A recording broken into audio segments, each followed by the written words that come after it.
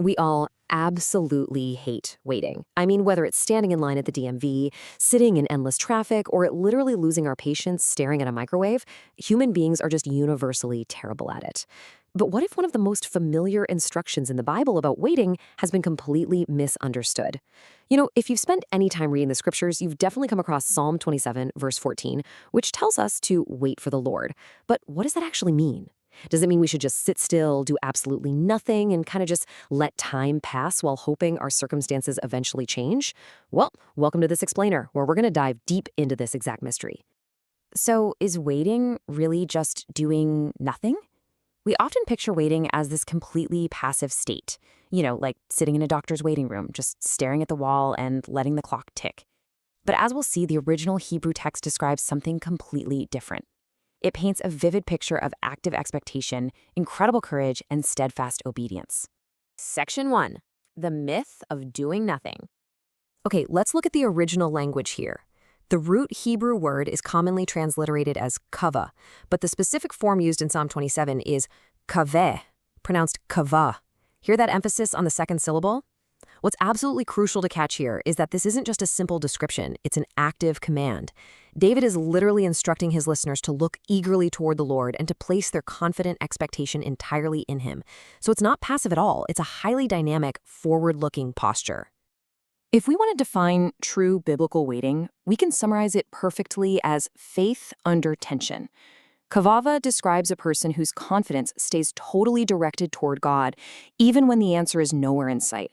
It's about trusting God completely while continuing to actively obey Him. It is emphatically not empty inactivity. And honestly, the context of David's command illustrates this brilliantly.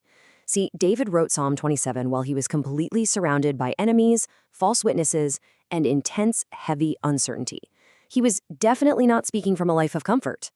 Yet, right in the middle of all this pressure, he sandwiches the command to be strong and let your heart take courage right between two identical commands to qavah for the Lord. He's basically saying, look to the Lord, receive courage while you endure, and then keep looking to the Lord. Do not let fear choose your direction. Section 2. 3 responses to uncertainty. Now, when faced with uncertainty, we usually fall into one of 3 camps. The first is passive delay. This is where we say, oh, I'm just waiting on God, but really we're using it as an excuse to avoid responsibility or delay obedience. The second camp, fearful striving. This is when we panic, try to force doors open, and manipulate circumstances, because deep down we don't actually trust God with the outcome. But the third camp, faithful waiting, well, that's genuine qaveh. That's when you take the next obedient step while leaving the final outcome entirely in God's hands. It might have actually heard qavah compared to the twisting of a rope, where individual strands are woven together under tension to create a massive amount of strength. It's a really beautiful picture, right? Strength through dependence on God. But while it's a super helpful illustration, we've got to remember that the direct contextual translation of qavah in Psalm 27 is much more about eager expectation and hoping in the Lord, rather than just the physical act of twisting strands together. Section 3. Finding strength to move. So if we aren't supposed to just sit there twiddling our thumbs, what exactly should we be doing while we wait? Well, Isaiah chapter 40 provides a massive clue. It contrasts our very limited, easily exhausted human strength with the absolute, inexhaustible power of God. Isaiah promises that those who wait, those who place their hope squarely in the Lord, will receive a supernatural renewal of strength. They aren't just manifesting this energy through sheer willpower, they are receiving it directly from God. And the result of this renewed strength? It's incredible. Isaiah says these people will rise, they will run, and they will walk. Notice he doesn't describe people who are perfectly motionless in a waiting room. No, he describes people who are given the divine energy to just keep moving faithfully. Biblical waiting is finding the strength from God to continue your journey without surrendering to exhaustion. But here's the catch.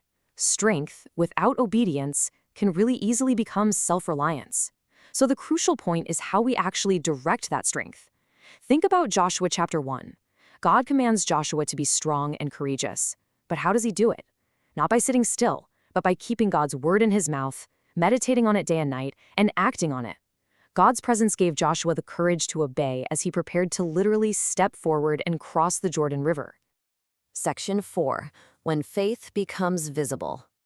If you take nothing else away from this explainer, let it be this vital point. Waiting on God never, ever gives us permission to disobey what He has already made clear. You really don't need to wait around for a special sign in the sky, to forgive someone, to speak truthfully, or to keep a commitment you've made.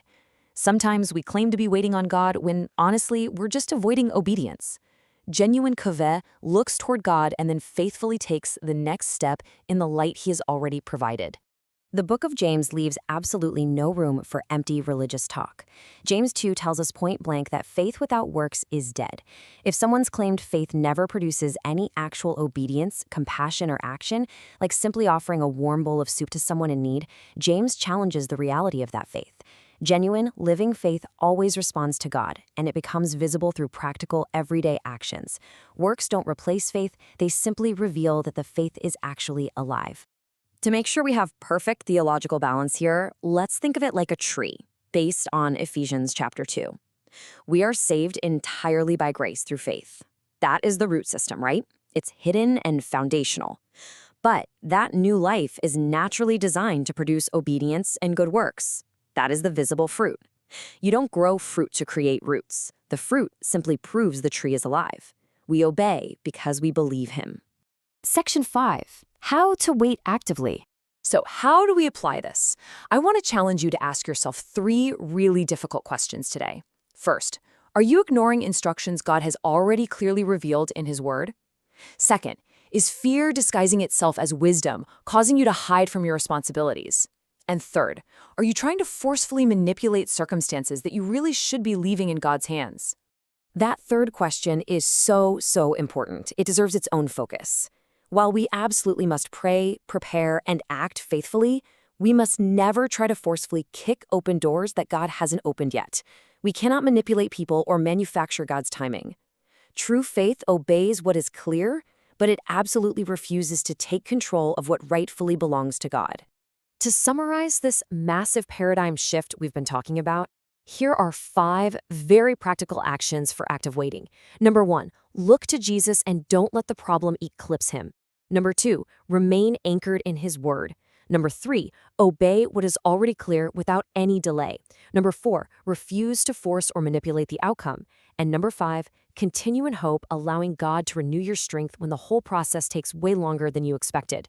Because whether you're waiting for a broken relationship to heal, a new job opportunity to finally open up, or a promise to be fulfilled, remember that faith is in action every single day. Active waiting means pursuing honest work, practicing generosity, maintaining healthy boundaries, and serving others right now, today, right where you currently are.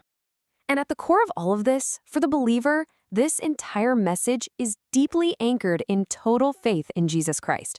Total faith means entrusting yourself fully to Him, trusting His character, trusting His perfect timing, and trusting His finished work on the cross, even when the path ahead of you is completely obscured by darkness and rain. We don't act to force His hand. We act because we completely trust His heart. As we wrap up this explainer, let's just look at this final summary. Qavveh is not about allowing time to simply pass you by. It's active hope. It is courageous dependence on God. It means continuing to trust and obey, drawing your strength from Him while you wait. Wait, hope, trust, obey. And above all, keep your eyes on Jesus. I want to leave you with one final, provocative question to chew on as you step back into your day. As you wait, where is your confidence resting today? Is it resting in your own ability to somehow control the outcome, or is it resting entirely in Jesus Christ? Thank you so much for joining me for this explainer, and keep walking faithfully in the strength He provides.